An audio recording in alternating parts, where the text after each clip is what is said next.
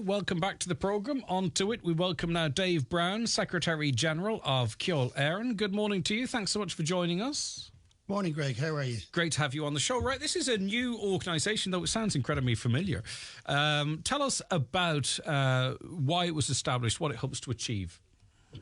Well, you know, I was pretty amiss to find, as were a lot of my colleagues recently, and especially during the pandemic, we had lots of time to think about these things, that there's rather like the Irish Film Board or, you know, Bord Ish Cavara, or there are, you know, main bodies and boards in Ireland set up to, you know, promote whatever industry they're set up to promote globally.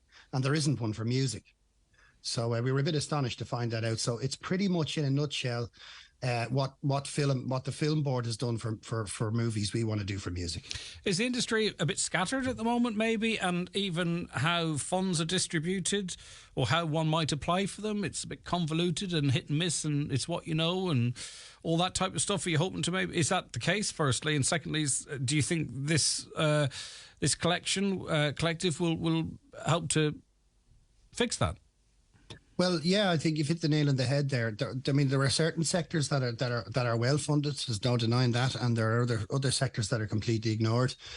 Look, and just to be clear, Greg, it's not a union. It's not a musicians' union. It's literally we're going to, you know, an official body that's set up to represent the music industry as a whole, the Irish music industry, both here and abroad. So for example, you know, rather like the GAA takes young people up through the ranks and all that, you know, young bands come up in Ireland, especially in contemporary music now, radio friendly, you know. Now, that's not to say we're not open to all genres of music, we are, but, you know, Irish music as a whole, and we've been punching above our weight for years in this regard in Ireland, is not really represented globally or in other countries, whereas a lot of other territories are. For example, UK music in England is designed to promote and do just that, sell UK music globally. And so that's what we want to do. Is there a bit of an identity crisis in Irish music, in that if you asked 1,000 people or 100 people for that matter, you know, define Irish music, do you think they would get it? Do you think they might say Irish music is either Nathan Carter or, you know, some other big pop act? Do you know what I mean? Like, do you think they would understand when we talk about Irish music what Irish music actually is? I mean, I'm not saying they aren't Irish music, by the way, but I just wonder if everyone gets really, you know, what it is. Well, that is true. You know, and obviously we'll have hurdles we have to overcome, but I genuinely feel that, you know, if you have, for example, again, a young band coming up in Ireland that are really, really good, a radio friendly, let's say, pop rock band, you know, there's very little they can do in Ireland and they've very little access to proper information and proper funding, for that matter. And you know, then as a consequence, we don't export it very well. So to answer your question, I know what you mean. I mean, and I have colleagues that would say, look, there's more to Irish music than whiskey in the jar, you know. But I think also too, I agree what you're talking about exporting, but we have to fix the problems that are in here as well.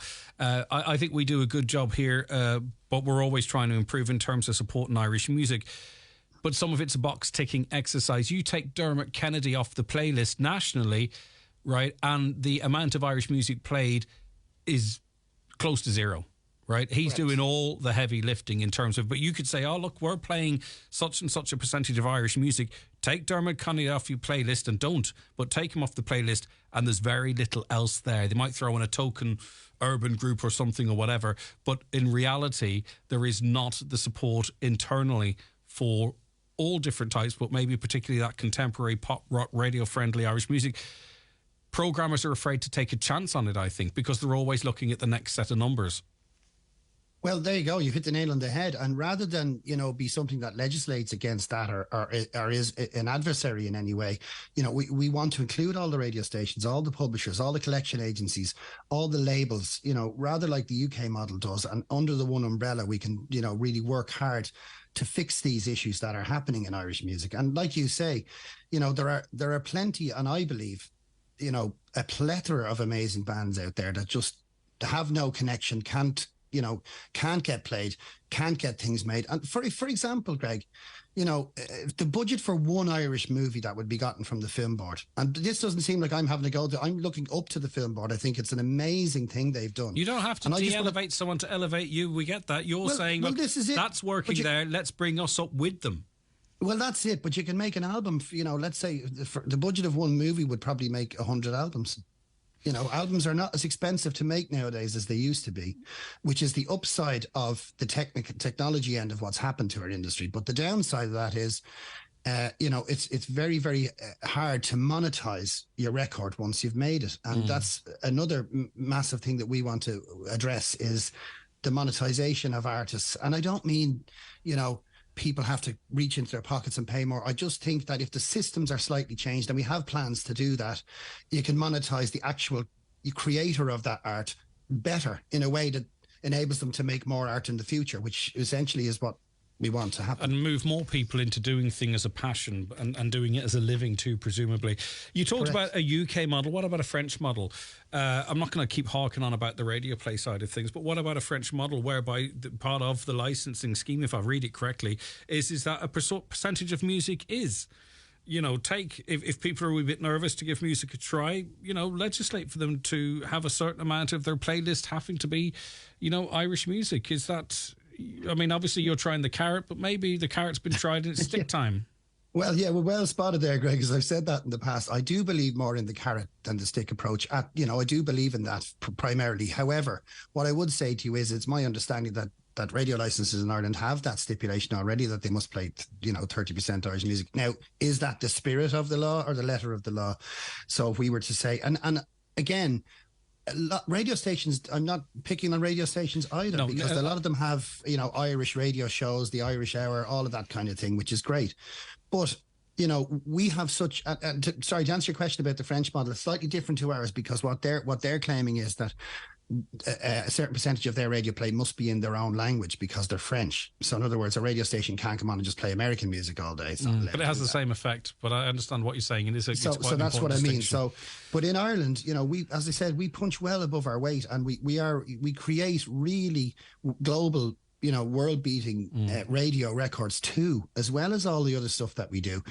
And it just seems to be a massive loss as to how to get these bands through, get them funded, get them out there, and have a robust, indigenous industry here, like you say, Greg, that gets them played, that gets them paid, and enables them to keep doing what they're doing. Well, we can kind of get an insight, I think, into the sort of attitude of the state in relation to this, because during or post-COVID or whatever it was, there was a significant round of funding put out to support Irish music.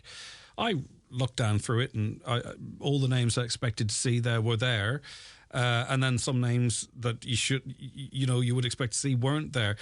Like, do you have a good recollection of that? Did you think that there was a good spread of that money that recognised that the powers that be understand the music industry? Well, that's I could be here all day talking about that, Greg, because I kind of lived right through it for the guts of 2.5 years. But a lot of the grants that were given, I presume you mean through the Arts Council and that kind of thing, it tended to go to pretty much the same cohort of people. And again, as I said all the way through it, congratulations to them and happy days. And that's a brilliant idea. And a grant that's given, for example, okay, you want to go make a record, there's whatever, 8 or 10 grand to go and do that. And then once you've done it, what happens after that? And then what we found anyway, that the grants that were given to us in our genre were basically business expenses.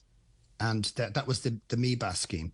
So, I mean, I know lots of other contemporary artists like myself that applied for Arts Council grants and didn't get them. Now, again, for whatever reason that is, that's up to the Arts Council how they give away their money. That's their right to do that.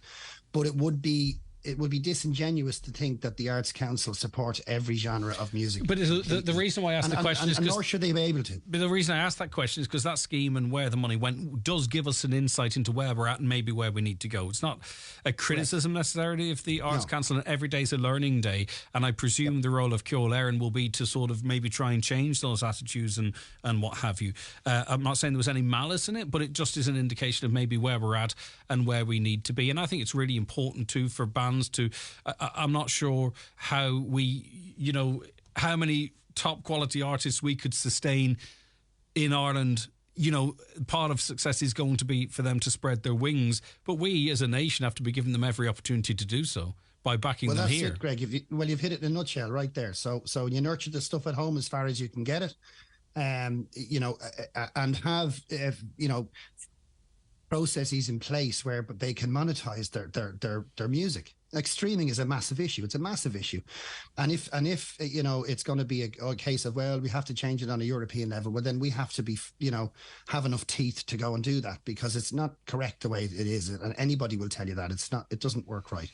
So if a band were able to sustain at least making another album and playing a few gigs in Ireland and getting to that level, you're absolutely right. Now they should be able to be exported abroad and have the resources and the know-how from a body such as us to do that. Yeah, because the truth is a lot of people might see The Voice or the X Factor or whatever as the only way to platform from point A to point Z, because the rest of the alphabet really doesn't exist well.